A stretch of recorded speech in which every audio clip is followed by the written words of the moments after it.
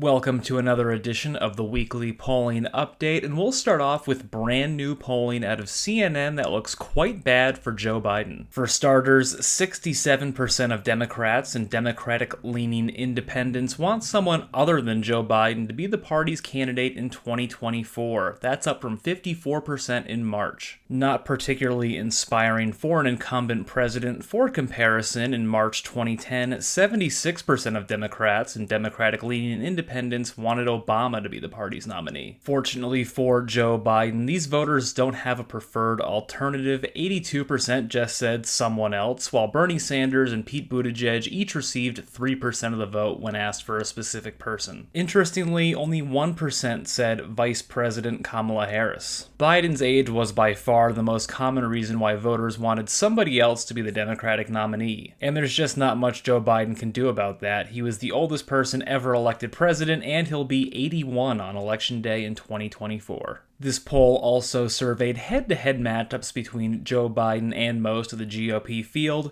Trump leads Biden head-to-head by 1%, well within the margin of error. One thing I think that's notable here is that 64% of Biden voters are more motivated to vote against Donald Trump than for Joe Biden. So, if the GOP did nominate someone else, would that candidate be able to pull off some of the anti-Trump vote? It sure looks that way. This poll found Nikki Haley leading Joe Biden head-to-head by 6 points. If that happens on election night, it would result in an Electoral College landslide for Haley, much different than the scenario I laid out in my recent Joe Biden vs. Nikki Haley video. I've linked to that in the card above. I recently received a comment from Zach asking, what Republican candidate do you think has the best chance of defeating Biden in 2024? I do think the GOP runs the risk of losing the Trump base if they nominate anyone else, but it's hard to deny the appeal of Nikki Haley in a general election, and if I were a Republican, I would be encouraging the non-Trump candidates to coalesce around her. Her talking points on Biden's age are so good that Tim Scott stole them. DeSantis donors are abandoning him for her.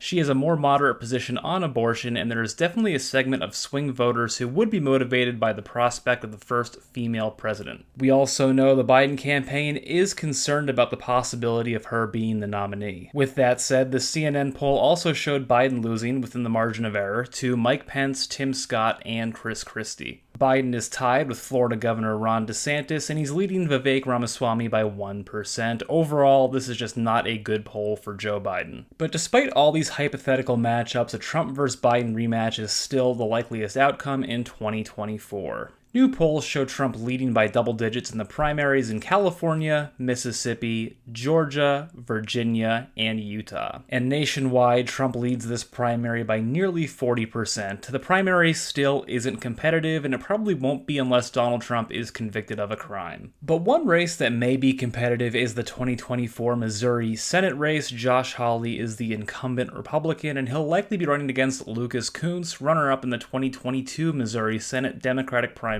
A new internal poll released by the Kunce campaign shows him trailing Hawley by just 1%. Granted, this is an internal poll, which means Hawley's lead is probably much higher, and I personally don't expect this race to be particularly close. However, these polling numbers should help Kunce cruise to victory in the Democratic primary. Speaking of primaries, we have new polling out of West Virginia in what should be a contentious GOP Senate primary. The two main candidates are Jim Justice, the state's current governor, and Alex Mooney, the House rep from West Virginia's 2nd Congressional District. Mitch McConnell, Lindsey Graham, and the National Republican Senatorial Committee have endorsed Jim Justice, while Ted Cruz, Rand Paul, and CPAC have endorsed Alex Mooney. Despite big endorsements on both sides, recent polling shows Justice leading Mooney 58-26 with just 16% undecided. And that's good news for the GOP, as the same poll found Justice leading incumbent Democrat Joe Manchin 51-38 head-to-head.